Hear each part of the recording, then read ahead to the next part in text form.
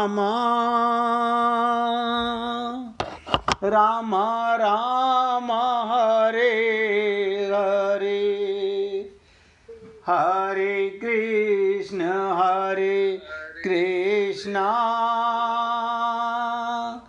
कृष्ण कृष्ण हरे हरे हरे राम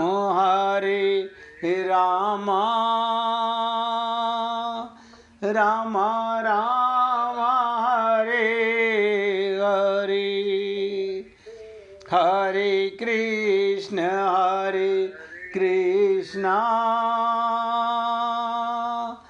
कृष्ण कृष्ण हरे हरे हरे राम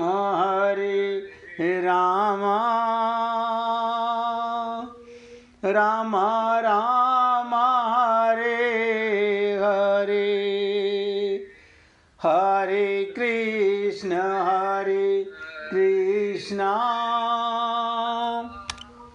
कृष्ण कृष्ण हरे हरे हरे राम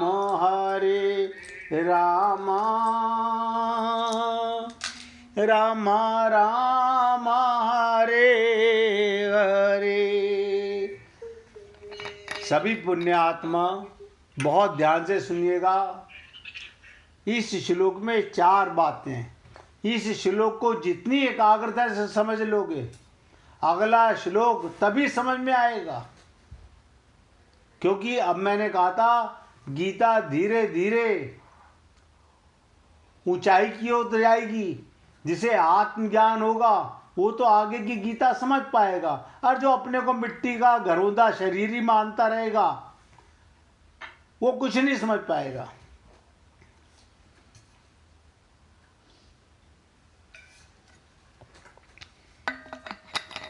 वो 4 बातें क्या हैं, बहुत ध्यान से सुनिएगा। इसी श्लोक में भगवान कहते हैं, कर्म करने में ही तेरा अधिकार है। काना कर्मण्येवाधिकारस्ते, कर्म करने में तेरा अधिकार है। नंबर दूसरी बात, फल में कभी तेरा अधिकार नहीं। फल में तेरा अधिकार नहीं है। नंबर तीसरी बात, भगवान कहते हैं, तू कर्म फल का हेतु भी मत बन। तू ऐसा कर्म मत कर जिसका फल पाने की इच्छा करे, वो पाप हो जाएगा। और आज संसार में देखने में आता है, हम कर्म बाद में करते हैं, फल की इच्छा पहले रखते हैं। भगवान कह रहे हैं, तू कर्म फल का हेतु भी मत बन। और नंबर 4 चौथी बात, कर्म ना करने में भी तेरी आसक्ति ना हो। जैसे अर्जुन ने हथियार डाल दिए, मैं युद्ध नहीं करना चाहता। कर्म ना करने वाला भी मत बन। इनमें से पहले और चौथे चरण की बात एक, तथा दूसरे और तीसरे चरण की बात एक। पहले चरण में कर्म करने का अधिकार बताया, और चौथे चरण में कर्म ना करने की आसक्ति होने का निषेध किया। और दूसरे और तीसरे में भगवान ने कहा फल की इच्छा का निषेध किया, और तीसरे चरण में फल का हेतु बनने का निषेध किया। क्या मतलब हुआ? अब आप हम लोग भगवान की वाणी को भी नहीं समझना चाहते। हम तो अपनी बुद्धि के गुलाम हैं, मन के गुलाम है। वही करेंगे जो हमारा मन कहेगा। हमने ना तो गुरु की कभी मानी, ना भगवान की। भगवान तो तुम्हें टोकेगा नहीं, और गुरु तुम्हें रोकेगा नहीं, ये भी बता दूं मैं। गुरु चेताएगा तो सही, होश में आओ, मानो या ना मानो।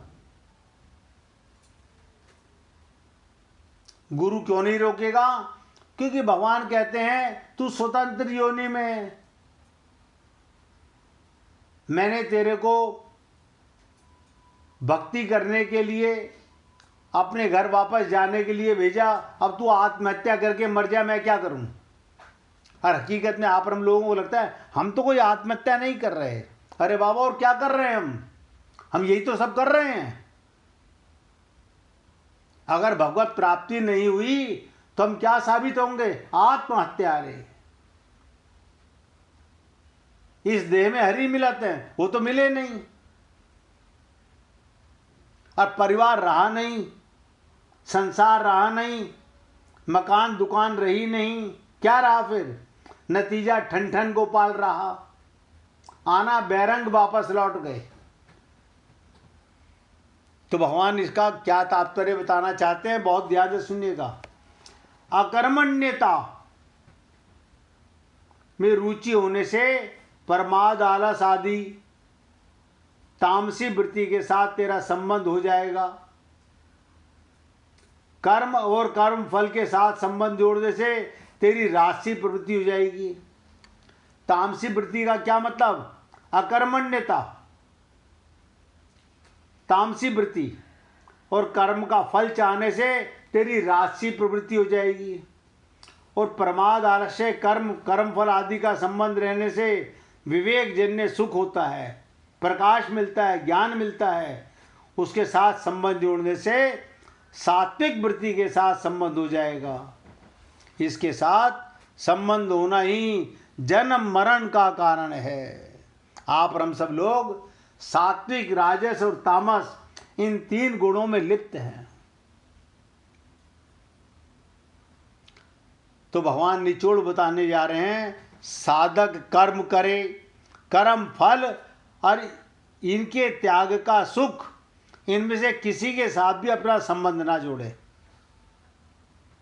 कर्म तो करे, लेकिन कर्म के साथ अपना संबंध ना जोड़े, कर्म फल की इच्छा ना करे, इनके त्याग के सुख की भी अपना संबंध ना जोड़े, इनमें राग या आसक्ति ना करे। कर्म करते हुए इनके साथ संबंध ना रखना ही कर्म योग है।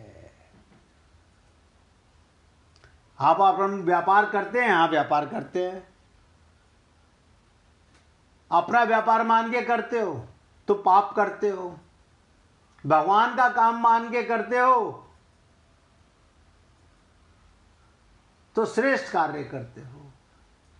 कोई भी कर्म करो, भगवान के निमित्त कर्म, बल्कि सच्चाई तो यह है, भगवान आगे बताएंगे, कर्म तो तू करने वाला है ही नहीं, मैंने तेरे को खाली निमित्त बनाया है। ये कर्म योनि है। भगवान ने हमारे को, अगर हम स्वतंत्र होकर कर्म करते हैं तो फल भोगने वाले बन जाते हैं, और भगवान के निमित्त कर्म करते हैं तो हम भोगता नहीं बनते। करते हो तुम करैया, मेरा नाम हो रहा है।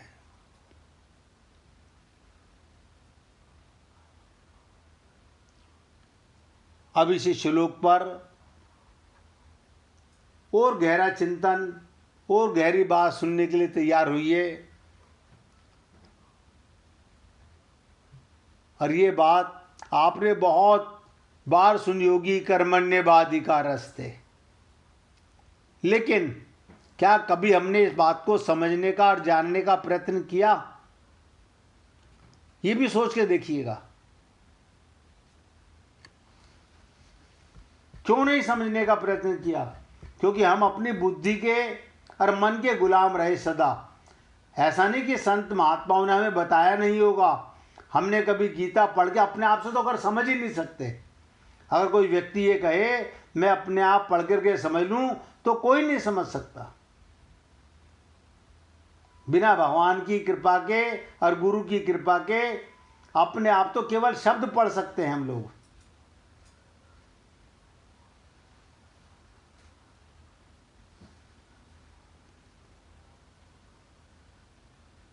भगवान भी भक्त के ऋणी हो जाते हैं। आप भगवान के निमित्त कर्म करो, भगवान आपके ऋणी बन जाएंगे। ध्यान से सुनिएगा।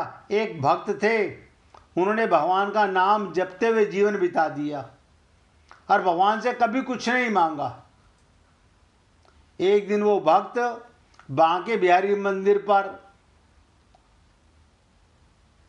ये क्या वहां उन्हें भगवान नहीं दिखे? वो आसपास के अन्य भक्तों से पूछने लगे, आज भगवान कहाँ चले गए? अब आप सोचिएगा,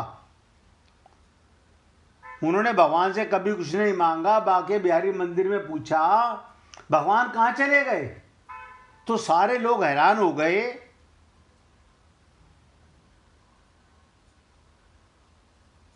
उनकी ओर देखते हुए कहने लगे, भगवान तो ये रहे, सामने ही तो हैं, तुझे नहीं दिखते? तू अंधा है क्या? आप बताइए, अगर आपके पास, हमारे पास आंखें हैं, हम मंदिर जाएं, हमें मूर्ति का दर्शन होता है, भक्त को दर्शन नहीं हो रहा उस दिन। उस भक्त ने सोचा, सबको दिख रहे हैं, मुझे क्यों नहीं दिख रहे? मुझे बाकी मंदिर में खड़े हुए सारे लोग दिख रहे हैं, भगवान ही क्यों नहीं दिख रहे? ऐसा विचार कर उनका अंतःकरण ग्लानि से भर गया। वे सोचने लगे, लगता है मेरे सिर पर पाप बहुत चढ़ गया, इसलिए मुझे भगवान नहीं दिख रहे। मैं इस शरीर का अंत कर दूंगा।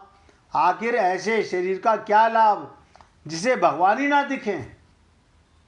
ऐसा सोचकर वो यमुना में डूबने चला। ध्यान से सुनिएगा, वो भक्त बांके बिहारी मंदिर से यमुना में डूबने चला। इधर अंतर्यामी भगवान एक ब्राह्मण का वेश बनाकर एक कोठी के पास पहुंचे और कहा, ऐसे एक भक्त यमुना को जा रहे हैं, उनके आशीर्वाद में बहुत बल है, यदि वो तुझे आशीर्वाद दे दें तो तेरा कोढ़ तुरंत ठीक हो जाए। ये सुनकर एक कोढ़ी यमुना की ओर दौड़ा। उन भक्त को पहचान कर उनका रास्ता रोक लिया और उनके पैर पकड़कर उनसे आशीर्वाद मांगने लगा। भक्त कहने लगा, भाई मैं तो पापी हूँ, मेरे आशीर्वाद से क्या होगा? पर जब बार बार समझाने पर भी कोढ़ी ने पैर नहीं छोड़े तो उन भक्त ने अनमने भाव से कह दिया, भगवान तेरी इच्छा पूरी करे। ऐसा कहते ही कोढ़ी बिल्कुल ठीक हो गया। पर वो भक्त हैरान हो गया, ये चमत्कार कैसे हो गया? वो अभी कहीं वहीं स्तब्ध खड़ा रह गया। साक्षात भगवान सामने आ खड़े हुए। उन भक्त ने भगवान को देखा तो अपने को संभाल नहीं सका और रोते हुए भगवान के चरणों में गिर पड़ा। भगवान ने उठाया। वो भगवान से पूछने लगे, भगवान ये आपकी कौन सी लीला है? पहले तो आप मंदिर में दिखाई देते थे, दिखाई नहीं दिए मैं गया तो, और अब अनायास मैं डूबने चला तो आप दर्शन दे रहे हैं। भगवान ने कहा, भक्तराज आपने जीवन भर नाम जाप किया पर कभी मुझसे कुछ नहीं मांगा। आपका मुझ पर ऋण चढ़ा हुआ था, मैं आपका ऋणी हो गया, इसलिए पहले मुझे आपके सामने आने में संकोच हो रहा था।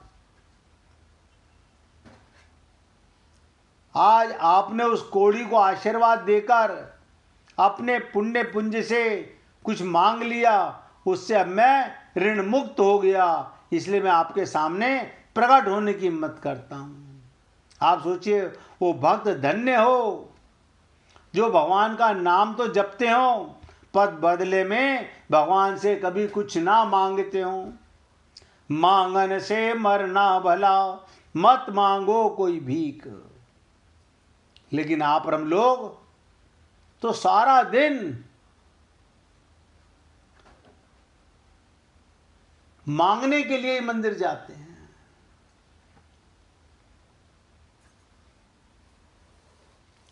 तो बहुत ध्यान से सुनिएगा, और जिस किसी को भजन सुनाना हो तो निकाल के रखना भैया। एक कर्म विभाग है और एक फल विभाग है। भगवान ने इसमें दो चीजें मेन कही, कर्मण्येवाधिकारस्ते मां फलेषु कदाचन है। एक कर्म विभाग और एक फल का विभाग।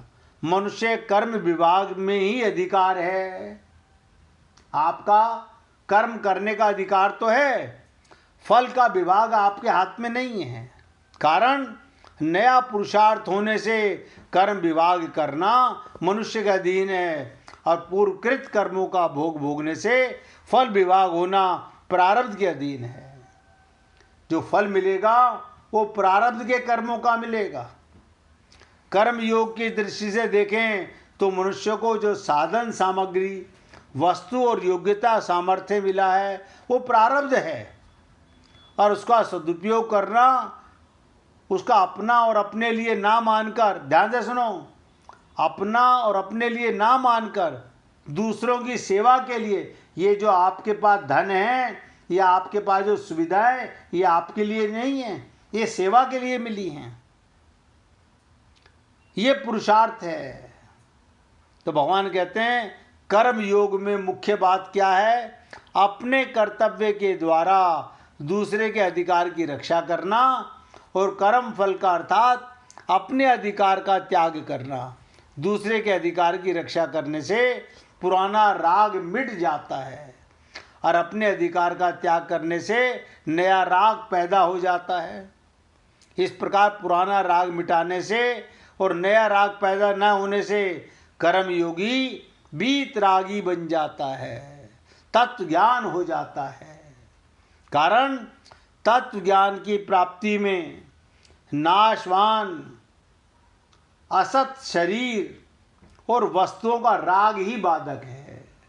जब तक आप शरीर को मैं मानोगे, संसार की वस्तुओं को अपना मानोगे, तब तक आत्म तत्व का ज्ञान नहीं होगा।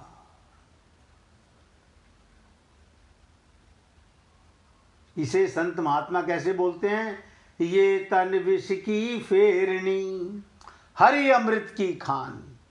ये शरीर तो जहर का भंडार है और परमात्मा अमृत की खान है। आत्म तत्व का इतना आसानी से हम आत्मा हैं और हमें अपना नहीं पता चल रहा। सोच के देखो।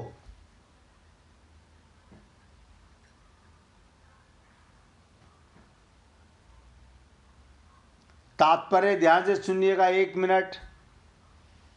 वस्तु, व्यक्ति और क्रिया में मन का जो राग है, किसी वस्तु में राग होना, किसी शरीर में या किसी कर्म में मन का जो राग है वो खिंचाव है, वो अज्ञान का खास चिन्ह है। जैसे किसी वृक्ष के कोटर में आग लगी हो तो वो वृक्ष हरा भरा नहीं हो रहता, सूख जाता है। ऐसे ही जिसके भीतर राग रूपी आग लगी हो उसको शांति नहीं मिलती, उसे आत्मज्ञान नहीं होता। हे पुण्य आत्माओं, ये शरीर केवल भगवत प्राप्ति के लिए मिला है, केवल भगवत प्राप्ति के लिए। अब आप हम लोग सोचें, हमें भगवत प्राप्ति करनी है या संसार का?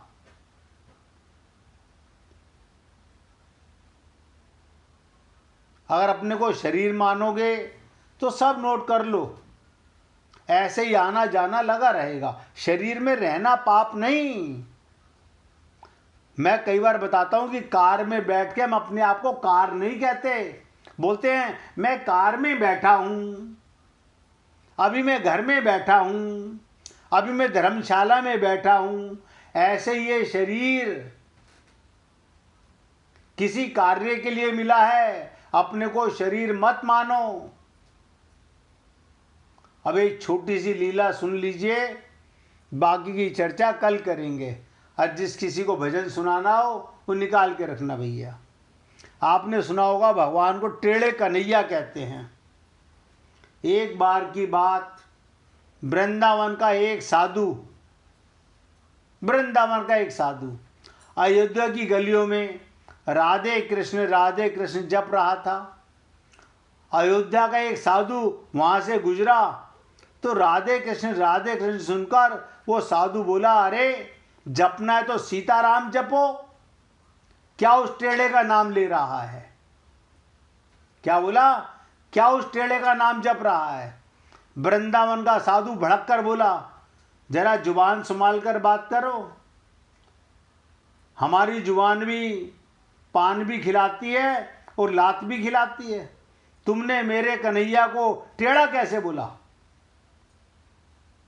अयोध्या वाला साधु बोला, इसमें गलत क्या बोला? तुम्हारे कन्हैया तो हैं ही टेढ़े। कुछ भी लिख कर देख लो, उनका नाम टेढ़ा कृष्ण, उनका धाम टेढ़ा वृंदावन। वृंदावन वाला साधु बोला चलो मान लिया, पर उनका काम भी टेढ़ा है और वो खुद भी टेढ़ा, ये तुम कैसे कह रहे हो? तो अयोध्या वालू साधु बोला अच्छा अब ये भी बताना पड़ेगा, तो सुन।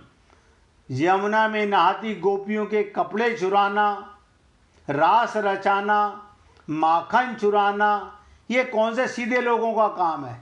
ये तो टेढ़े लोगों का काम है। और आज तक ये बता कभी किसी ने उसे सीधे खड़े देखा है? तो वृंदावन के साधु को बड़ी बेइज्जती महसूस हुई और सीधे जा पहुंचा बिहारी जी के मंदिर। अपना डंडा डोरिया पटक कर बोला इतने साल तक खूब उल्लू बनाया तूने लाला मुझे, ये लो अपनी लुकटी और ये लो अपनी कमरिया। और पटक कर बोला ये अपनी सोटी भी संभाल, हम तो चले अयोध्या राम जी की शरण में। और सब पटक कर साधु चल दिया। अब बिहारी जी मंद मंद मुस्कुराते हुए उसके पीछे पीछे साधु की बाह पकड़कर बोले अरे भाई तुझे किसी ने गलत भड़का दिया। पर साधु नहीं मानने को बोले अच्छा बच जाना है तो जा, तेरी मर्जी, पर ये तो बता राम जी सीधे और मैं टेढ़ा कैसे? कहते हुए बिहारी जी कुएं की तरफ नहाने चल दिए। वृंदावन साधु गुस्से से बोला नाम आपका टेढ़ा कृष्ण, धाम आपका टेढ़ा वृंदावन, काम तो सारे टेढ़े, कभी किसी के कपड़े चुरा रहे हो, कभी किसी गोपियों के वस्त्र चुरा रहे हो, सीधे तुझे कोई काम करना ही नहीं आता, तेरा सीधा क्या है? तो अयोध्या वाले साधु से हुई सारी झेझें और बेइज्जती का सारा भड़ास उसने भगवान जी पे निकाल दिया। अब बिहारी जी मुस्कुराते हुए चुप अपनी बाल्टी कुएं में गिरा दी। फिर साधु से बोले अच्छा चला जाइए, पर जरा मदद तो कर दे मेरी, तनिक एक सरिया ला दे तो मैं अपनी बाल्टी निकाल लूँ। साधु सरिया ला देता है और कृष्ण सरिये से बाल्टी निकालने की कोशिश करने लगे। साधु बोला अब समझ आ गया तेरे को, तेरे में अकल भी ना है? अरे सीधे सरिये से बाल्टी कभी निकली है? सरिये को टेढ़ा करेगा फिर बाल्टी निकलेगी। तो भगवान बिहारी जी मुस्कुराकर बोले जब सीधापन इस छोटे से कुएं से बाल्टी नहीं निकाल पा रहा तो मैं इतने बड़े भाव सागर से मैं कैसे पार लगा सकूंगा? अरे आज का इंसान तो इतने गहरे पापों के भव सागर में डूब चुका है कि इससे निकाल पाना मुझ जैसे टेढ़े का ही बस की बात है। तो हे पुण्य आत्माओं, भगवान के टेढ़ेपन का मतलब क्या है? कृष्ण में आकर्षण है, सबको अपनी ओर खींचते हैं भगवान। तो भगवान का टेढ़ापन भव सागर से निकालने के लिए टेढ़ापन है, वैसे भगवान टेढ़े नहीं हैं। हमें सीधे सीधे अपनी अज्ञानता समझ में नहीं आती, अपनी मूर्खता समझ में नहीं आती, इसलिए भगवान संत महात्माओं से टेढ़ी लीला सुनवा करके हमारे को ये ज्ञान देना चाहते हैं। आज मैं अपने शब्दों को विराम दे रहा हूँ, बाकी की चर्चा कल करूँगा। अब बाई जी भजन सुनाना चाहती हैं, आप उनसे भजन सुनिएगा।